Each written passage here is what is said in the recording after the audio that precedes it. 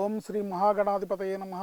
ఓం శ్రీ మహాసరస్వత్యై నమః. శ్రీపాదవల్లభ నృసింహ సరస్వతి శ్రీ గురుదేవ దత్తాత్రేయాయ నమః. బుద్ధిర్బలం యశోధైర్యం నిర్భయత్వమరోగత అజాడ్యం వాక్పటుత్వం చ హనుమత్ స్మరణాత్ భవేత్. మర్కటేశ మహోత్సాహ సర్వశోక నివారక శత్రున్ సంహార మాం రక్ష శ్రియం దాపయ భువరే. సంతోషం భక్తి ప్రేక్షకులకు శుభోదయం, నమస్కారం.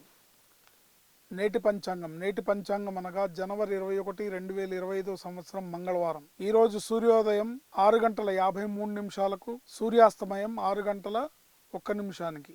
స్వస్తి శ్రీ క్రోధినామ సంవత్సర ఉత్తరాయణ హేమంత ఋతువు పుష్యమాసం కృష్ణపక్షం తిథి సప్తమి పగలు 12:39 వరకు. నక్షత్రం చిత్తా నక్షత్రం రాత్రి 11:35 వరకు. యోగం ధృతి యోగం రాత్రి 3:48 వరకు. కరణం భవకరణం పగలు 12:39 వరకు. కరణం బాలవకరణం రాత్రి 1:57 వరకు. అమృత గడియలు సాయంత్రం 4:22 లగాయతు 6:10 వరకు. దుర్ముహూర్తం పగలు 9:07 లగాయతు 9:51 వరకు.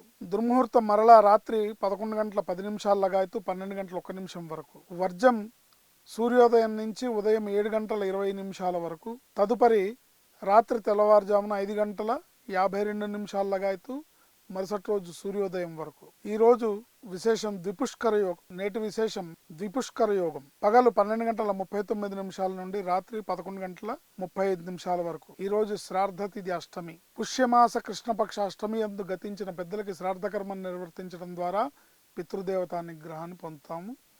మీ కుటుంబంలో ఎవరైనా పుష్యమాస కృష్ణపక్ష అష్టమి తిథి యందు గతించిన పెద్దలుంటే వారికి శ్రాద్ధ కర్మను నిర్వర్తించడం ద్వారా పితృదేవతానుగ్రహాన్ని పొందగలుగుతాం.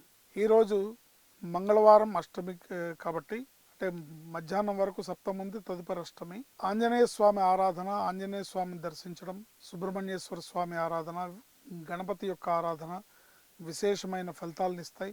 మంగళవారం నాడు అప్పులు చేయకుండా అప్పులు తీరుస్తూ ఉంటే రుణబాధలు అధికంగా ఉన్న వాళ్ళకి తొందరగా రుణబాధ విముక్తి కలుగుతుంది. ఎవరైనా తీవ్రమైన రుణబాధల్లో ఉన్నవాళ్ళు శ్రీ గణేశ రుణం చింది, శ్రీ గణేశ రుణం చింది, శ్రీ గణేశ రుణం చింది అనే మంత్రాన్ని కనీసం రోజుకొక గంట పాటు జపం చేసుకోవడం ద్వారా త్వరితగతిన రుణ విముక్తులై ఐశ్వర్యాన్ని పొందగలుగుతారు, ఆర్థిక స్వతంత్రాన్ని పొందగలుగుతారు. శ్రీమాత్రే నమః.